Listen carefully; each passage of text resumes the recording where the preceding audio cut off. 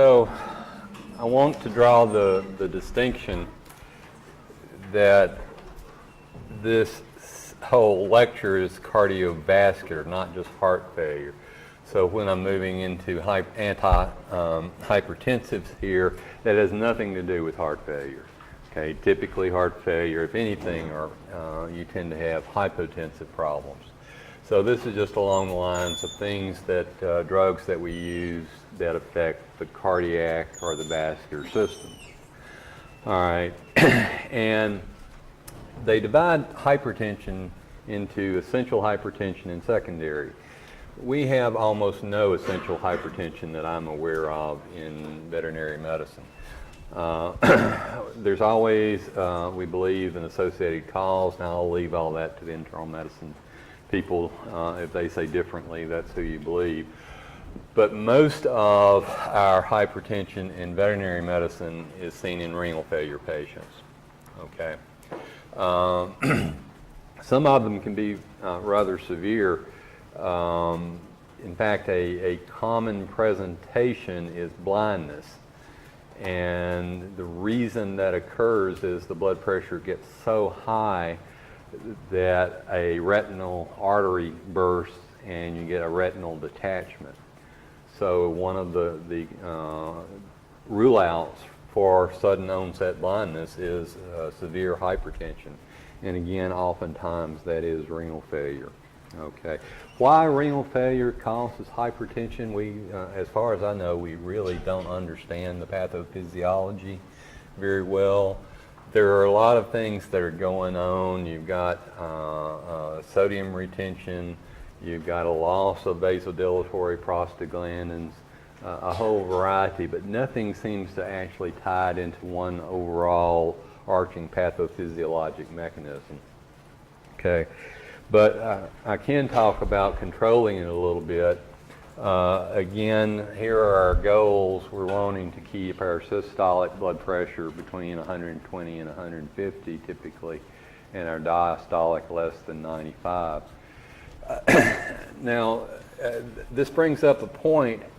One of the great frustrations in managing hypertension is our limitations in getting accurate blood pressures. You know, in man, they slap a cuff on your arm and you got a blood pressure. It is not that simple in veterinary medicine. We have kind of three ways of measuring blood pressure. One is to actually put a catheter in the artery and hook that up to a pressure transducer and measure it. That's direct blood pressure monitoring. Now that is accurate. Okay, you can't get any more accurate than that. And anesthesia will do that not uncommonly, and critical care patients will do that not uncommonly. It's not that easy to get a catheter in an artery all the time, especially on a small animal, dog or cat. So that's a limitation, and just when they become more mobile, maintaining that catheter can become an issue. So we wish we could do what they do in human medicine and take an indirect blood pressure. And we do it, it's just prone to problems. There are two approaches, and you don't have to know this. I would have put it in the slide if you had to know this. I'm just kind of talking a little bit here so you have the background. Kind of for me, the next best thing is a Doppler blood pressure. And here you put a cuff on the animal's leg, typically 4, can be rear, depends on where you put it, and you blow it up and you put your Doppler probe distal to that over an artery. And then you let out the pressure until you hear the pulse begin, the whoosh begin as the systolic pressure forces the blood past the cuff. That gives you a systolic blood pressure. Doppler, however, will not give you a diastolic blood pressure. You can't really hear when you switch to diastolic. But of the indirect measures for systolic, I trust Doppler a little bit better than the third way. And the third way seems the easiest, but it's the most inaccurate, and that's oscillometric measurement. And you've probably all seen these where you put the cuff on the animal and the machine elevates the pressure in the cuff and then gradually reduces it. And what's actually occurring is when the artery is pulsing, that pulse is reflected in the pressure inside the cuff. So it's actually monitoring the minute changes in pressure in the cuff as a reflection of what the artery is doing. And that will give you both a systolic and a diastolic blood pressure. It is, however, the most prone to artifact. So therein lies the problem for me in monitoring hypertension. But that aside, once you have a diagnosis and you're going to do it, largely we direct our antihypertensive therapy by using vasodilators. Now, in human medicine, diuretics play a big role, decreasing blood volume. And if you had the instance where they were volume overloaded, that sort of thing, you could consider it. But most of our renal failures, if anything, tend to be a little bit on the dehydrated side. The chronic renal failures do. So diuretics are not typically a mainstay in veterinary medicine like they are in human medicine. We use two major categories. We use ACE inhibitors and calcium channel blockers. Okay, and they've done some small clinical trials, and it appears like you kind of have a reverse of what you use first in the dog versus the cat.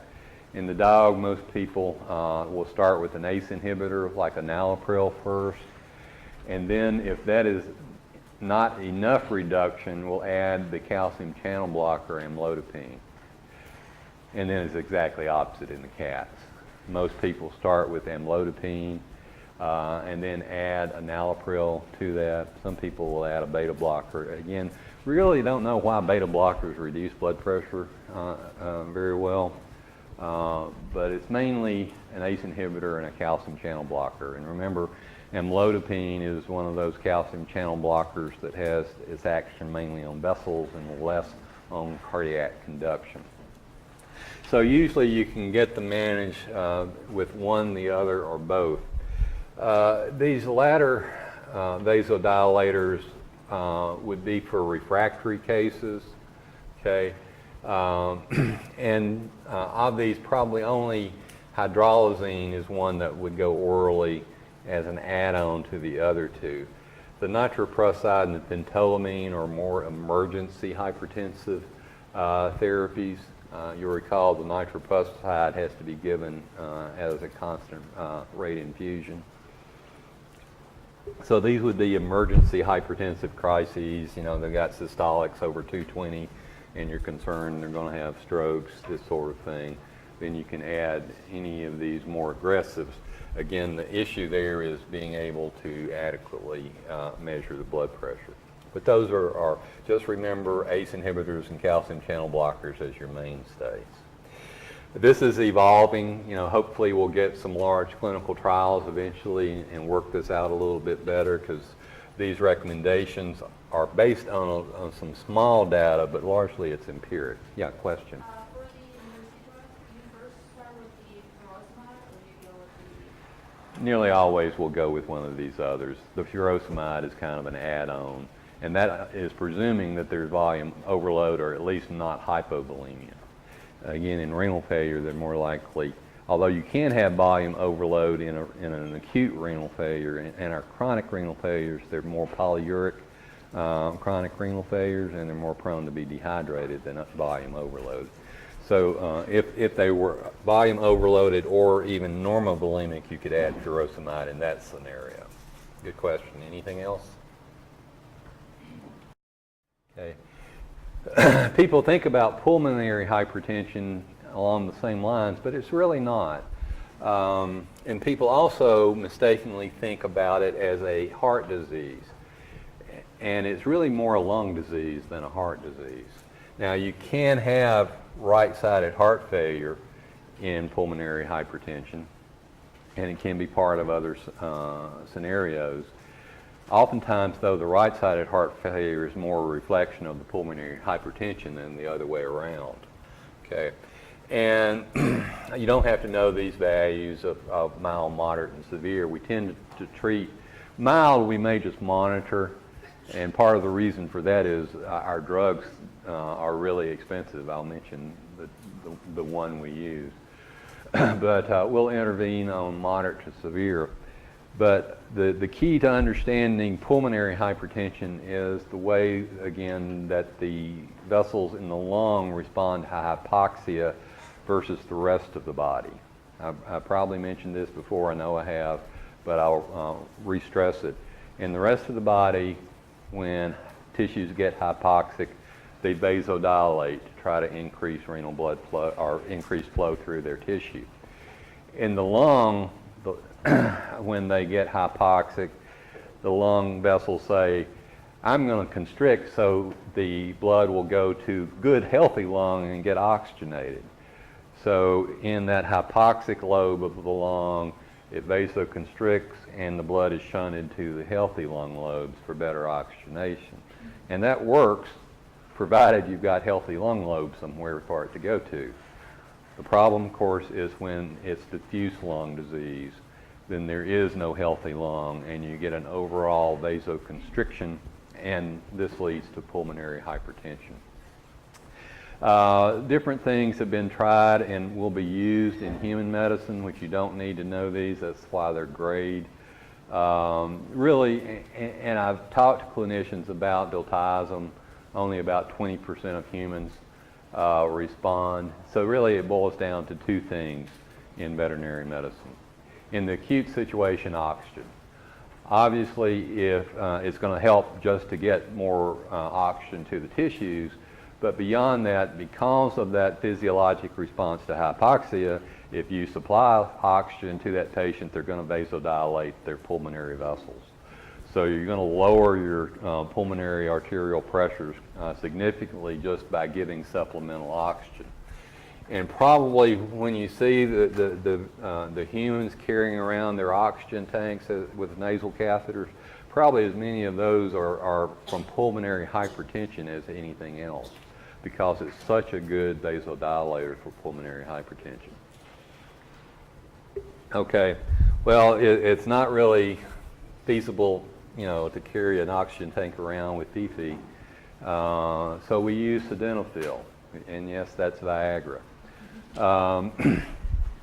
It preferentially vasodilates the pulmonary vessels. Okay, maybe a few other vessels, but it's actually approved for pulmonary hypertension in man by another name.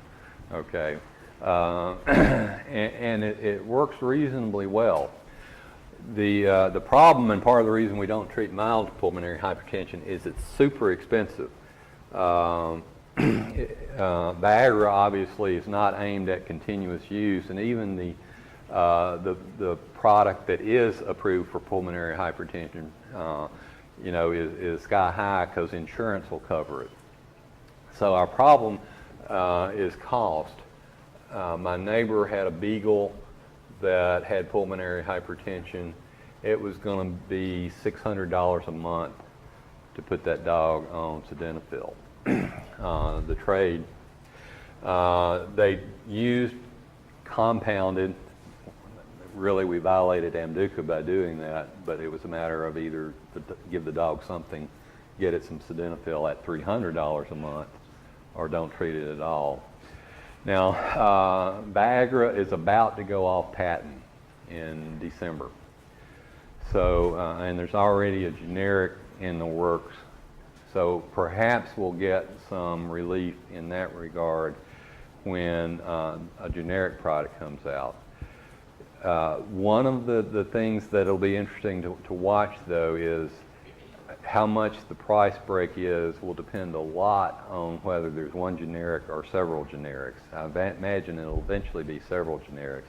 But typically what happens when your first generic comes out is they'll lower the price just a little bit. It's enough of a price break to make people choose the generic over the pioneer drug, but still they're making a killing off of it. So the real price benefit usually on a generic doesn't come along until there's more than one generic being manufactured and you've got competition coming into it. But again, pulmonary hypertension, oxygen in the acute situation, and then sildenafil as chronic therapy. And if you can, treat the underlying disease. Chronic bronchitis, these sorts of things have to be addressed.